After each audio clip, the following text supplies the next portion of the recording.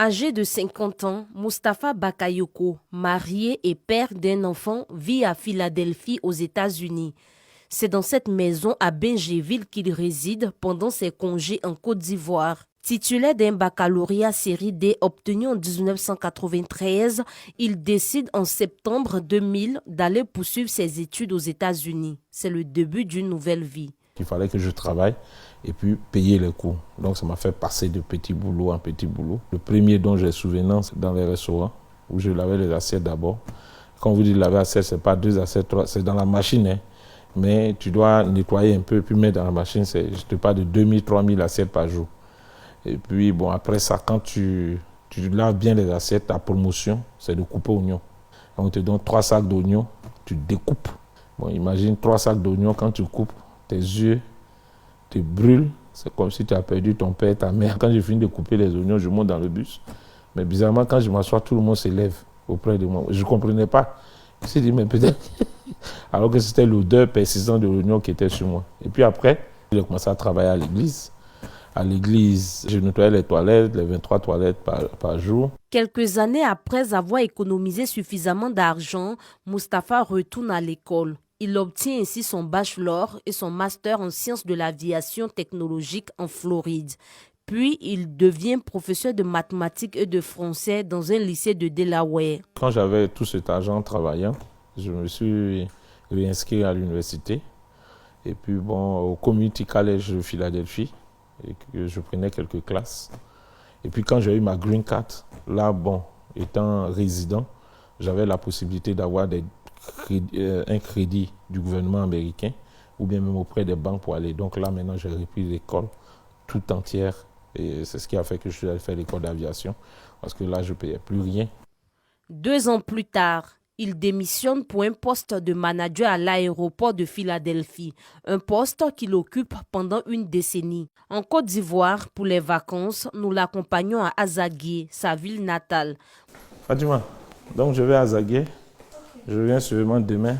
Porte-toi bien. Finis ça là. Moustapha nous livre le secret de sa réussite. C'est en 2013 qu'il crée sa première entreprise de livraison à Newcastle, dans l'état de Delaware.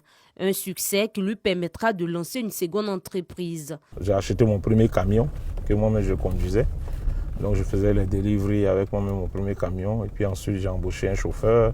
J'ai acheté un autre, et puis bon, moi j'ai arrêté de conduire complètement.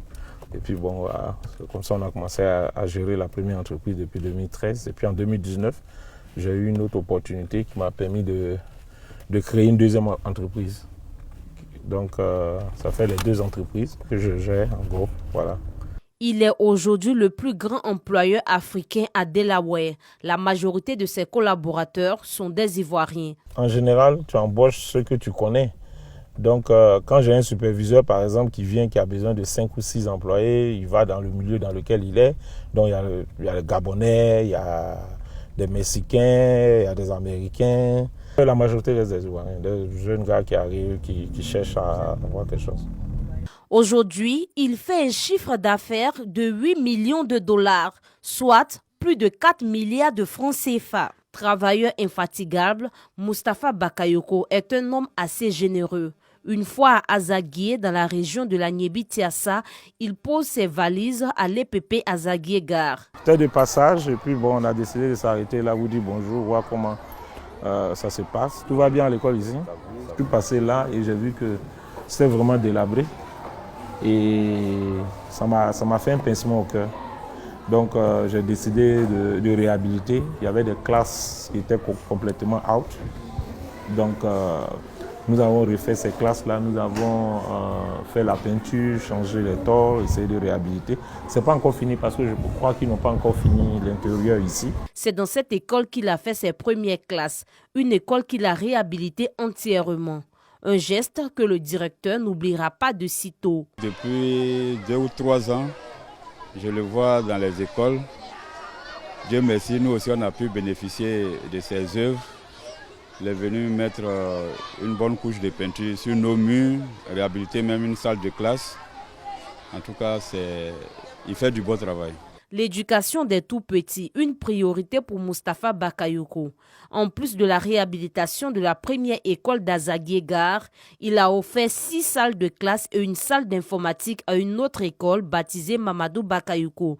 Une manière pour lui de rendre hommage à son père, ancien inspecteur de l'enseignement préscolaire et primaire. L'objectif, c'est de créer de telle sorte que le maximum d'enfants puissent avoir accès aux basiques de l'informatique. Seulement allumer un ordinateur, l'éteindre, pouvoir même aller sur Word, pouvoir taper un texte. En plus de son appui à l'éducation, l'homme a participé à la construction de plusieurs églises de la ville, dont cette chapelle encore en chantier. 15 tonnes de ciment pour juste le béton de propriété. Et puis il y a des murs à monter. Il n'y a plus de murs à monter quand même. Là, vous allez mettre peut-être... Oui, mais il y a de gros travaux. Il a participé à une messe que moi-même j'ai présidée ici, dans cette chapelle. Et au cours de cette célébration, j'avais lancé une opération pour achat de nos vêtements liturgiques. Il a promis de donner quelque chose et effectivement, il a réalisé. En tant que fils d'Azaguié, il se donne à fond. Donc, en cela, on voudrait lui dire merci. Il a aussi participé à la réhabilitation des mosquées de sa ville natale. La mosquée qui est là, c'est lui qui est venu mettre les peintures pour nous. Après ça aussi, nous a donné les coraniques, les tapis, les saplins, tout ça.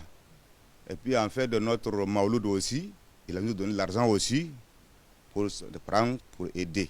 Mustapha demeure un homme de foi, de conviction et de parole selon les populations d'Azaguié. Il est disponible à tout moment quand on a besoin de lui. Donc il vient, il fait ce qu'il peut faire. Ce qu'on lui demande de faire, il le fait. Et sans embâche, parce qu'il est concret et il fait concrètement ce qu'il dit.